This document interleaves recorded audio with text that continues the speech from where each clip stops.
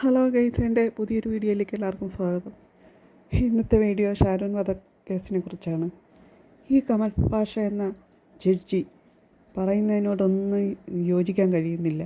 ആ ക്രിമിനലിനെ ന്യായീകരിച്ചാണ് സംസാരിക്കുന്നത്. അഡ്വക്കേറ്റ് രാഹുൽ അതിന് നല്ല മറുപടി കൊടുക്കുന്നുണ്ട്. അതൊന്ന് കേൾക്കാം. കേട്ടു മാത്രമേ വിശ്വസിക്കാൻ കഴിയൂ. കേരളത്തിലെ ഏറ്റവും പ്രമുഖനായ ജഡ്ജിമാരിൽ ഒരാൾ, ആദരണീയനായ ജസ്റ്റിസ് കമാൽ പാഷ യഥാർത്ഥത്തിൽ ഷാരോണെ വേട്ടയാടുന്നത് പോലെയും ഗ്രീഷ്മയെ ന്യായീകരിക്കുന്നത് പോലെയും സംസാരിക്കുകയാണ്. നിങ്ങളത് കേൾക്കണം. പക്ഷെ നമ്മൾ ചിന്തിക്കണം, 24 വയസ്സ് മാത്രമുള്ള ഒരു പെൺകുട്ടി 24 വയസ്സ് മാത്രമുള്ള ഒരു പെൺകുട്ടി, ഷാരന്റെ പ്രായം 23. അതിനെ ഒരു കോർണറിൽ കൊണ്ടുപോയി നിർത്തിയിട്ട് അതിന് രക്ഷപ്പെടാൻ ഒരു മാർഗവുമില്ല. അതിനെ ഒരു കോർണറിൽ കൊണ്ടുപോയി നിർത്തിയിരിക്കുകയാണ്, രക്ഷപ്പെടാൻ ഒരു മാർഗവും ഇല്ലെന്ന്. അങ്ങനെ വന്നപ്പോ അത് വിഷം കലക്കി കൊടുത്തു. അങ്ങനെ വന്നപ്പോ അത് വിഷം കലക്കി കൊടുത്തു. അതായത് അങ്ങനെ വന്നപ്പോ ആരോടെങ്കിലും കംപ്ലൈന്റ് ചെയ്തു എന്നോ അങ്ങനെ ഒന്ന് ചീത്ത വിളിച്ചു എന്നൊക്കെ പറയുന്ന ലാഘവത്തോടെ അങ്ങനെ വന്നപ്പോ അത് വിഷം കലക്കി കൊടുത്തു. വിഷം അത് കലക്കി കുടിക്കാൻ വെച്ചെന്നും വിഷം അത് കലക്കി കുടിക്കാൻ വെച്ചെന്നും ആ ടോണും ശ്രദ്ധിക്കണേ. ചോദിച്ചപ്പോ ഒഴിച്ചു കൊടുത്തു എന്നൊക്കെ പറയുന്നത്, അവൻ ചോദിച്ചപ്പോ ഒഴിച്ചു കൊടുത്തു എന്നൊക്കെ പറയുന്നത് എത്രത്തോളം ശരിയാന്ന് എനിക്ക് തോന്നുന്നില്ല. എത്രത്തോളം ശരിയാന്ന് എനിക്ക് തോന്നുന്നില്ല. അതായത് പ്രോസിക്യൂഷൻ തന്നെ ഹാജരാക്കിയിട്ടുണ്ട്. ഇത് ലൈസോൾ കുടിച്ച് ആത്മഹത്യ ചെയ്യാനായിട്ട് ശ്രമിച്ചു. ഇവള് ലൈസോൾ കുടിച്ച് ആത്മഹത്യ ചെയ്യാൻ വേണ്ടി ശ്രമിച്ചു. അതൊക്കെ വെറും നാടകമായിരുന്നു എന്ന് കോടതി കണ്ടെത്തിയിട്ടുണ്ട്. അതെടുത്ത് കുടിച്ചു. അങ്ങനെ ആശുപത്രി കൊണ്ടുപോയി. അതിനെ മെഡിക്കൽ കോളേജിലായിരുന്നു. അപ്പൊ മജിസ്ട്രേറ്റ് അതിന്റെ മൊഴി രേഖപ്പെടുത്തി കഴിഞ്ഞപ്പോ ഇത് ഇങ്ങനെയുള്ള കാര്യം പറഞ്ഞു. ഇങ്ങനെ പോകാൻ ഒരു തവണ ഇതുപോലെ പോകണ്ടായിട്ട് വന്നു. അത് കഴിഞ്ഞിട്ട് അത് വെച്ചോണ്ട് തന്നെ ഭീഷണിപ്പെടുത്തി. ഒരുപാട് ഇടത്ത് ഇതുപോലെ പല പ്രാവശ്യം ഉപദ്രവിച്ചു എന്ന്. അതായത് മരണക്കിടക്കെ പോലും ഷാരൻ ഇവളെ ഗ്രീഷ്മയെ പേരെടുത്ത് പറഞ്ഞില്ല, വാവേന്നാണ് വിളിക്കുന്നത്. കൊടുക്കാൻ ആഗ്രഹിച്ചില്ല. ഏതെങ്കിലും രീതിയിൽ ഇവള് കേസിൽ പെടണമെന്ന് ആഗ്രഹിക്കാത്ത ഷാരനെ കുറിച്ചാണ് കമാൽ പാഷ സാർ പറയുന്നത്. എല്ലാം ഇയാളെ വീഡിയോ എടുത്തു വെച്ചു. അവന്റെ 6-7 ബിറ്റ് വീഡിയോ, ഇവന്റെ 6-7 ബിറ്റ് ഇവളുടെ നഗ്ന വീഡിയോ ഉണ്ടായിരുന്നു. അങ്ങനെ ഒരു കാര്യവും പോലീസ് കണ്ടെത്തിയിട്ടില്ല. അങ്ങനെ ഒരു കാര്യവും കോടതി തെളിയിച്ചിട്ടില്ല. അപ്പൊ ഇത് വെളിവാക്കും. ഇതിന്റെ നഗ്ന ദൃശ്യങ്ങൾ വെളിവാക്കി കഴിഞ്ഞാൽ അതിന് വേറെ കല്യാണം കിട്ടും. ഇതിന്റെ നഗ്ന ദൃശ്യങ്ങൾ വെളിവാക്കിയാൽ ഇന്ന് വേറെ കല്യാണം കിട്ടത്തില്ല. അതായത് ഇവൾ ഓൾറെഡി കല്യാണം വേറൊരാളോട് എൻഗേജ്മെന്റ് കഴിഞ്ഞിട്ടിരിക്കുന്നവളാണ്. ഇത് ഒരുപാട് ശാരീരികമായിട്ട് അതിനെ അടിക്കുകയും ചെയ്തു. ഇത് ഒരുപാട് ശാരീരികമായിട്ട് ഗ്രീഷ്മയെ അടിക്കുകയും ചെയ്തു. പച്ച കള്ളങ്ങളാണ്. പറഞ്ഞു, എനിക്ക് കിട്ടാത്തത് വേറൊരുത്തന് കിട്ടണ്ട, എനിക്ക് കിട്ടാത്തത് വേറൊരുത്തന് കിട്ടണ്ടെന്ന് ഷാരൻ പറഞ്ഞെന്ന്. മരണക്കിടക്കെ വെച്ച് പോലും ഇവളുടെ പേര് പറയാത്ത, ഇവള് എന്താ പറയണ, ജയിലിൽ പോകണമെന്ന് ആഗ്രഹിക്കാത്ത ഷാരനെ കുറിച്ചാണ് വേറെ കല്യാണം കഴിക്കണ്ട, റെഡിയാക്കുമെന്നാണ് പറഞ്ഞത്. അങ്ങനെ വന്നപ്പോ അതിന് നിവൃത്തിയില്ലാതെ വേറെ മാർഗമൊന്നുമില്ല. അങ്ങനെ വന്നപ്പം ഗ്രീഷ്മയ്ക്ക് വേറെ നിവൃത്തിയൊന്നുമില്ല, മാർഗമൊന്നുമില്ല. അതിന്റെ ഈ ബുദ്ധി തോന്നിയത് ഇതേ ഉള്ളൂ. ഇമ്മച്യൂരിറ്റി കാരണമാണെന്ന്. മാനസിക വികാസം ഇല്ല. 24 വയസ്സല്ലേ ഉള്ളൂ. 24 വയസ്സുള്ള മാനസിക വികാസം ഇല്ലാത്ത ഇള്ള കുഞ്ഞല്ലേ. എന്റെ ദൈവമേ, എനിക്കത് കേട്ട അടി മുതൽ മുട്ടി വരെ കമാൽ പാഷ സാറിനെ എനിക്ക് ബഹുമാനമാണ്. അതിനൊന്നും യാതൊരു വിരോധമല്ല കേട്ടോ. കമാൽ പാഷ സാറിന് ഇതാണ്. എന്നിട്ട് അതിന്റെ ഇത് ചെയ്തിരിക്കുന്നത് നഗ്ന ദൃശ്യങ്ങൾ വെളിവാക്കുമെന്ന് ഷാരൻ പറഞ്ഞപ്പോൾ വേറെ മാർഗമില്ലാതെ ഗ്രീഷ്മ ചെയ്തതാണ്.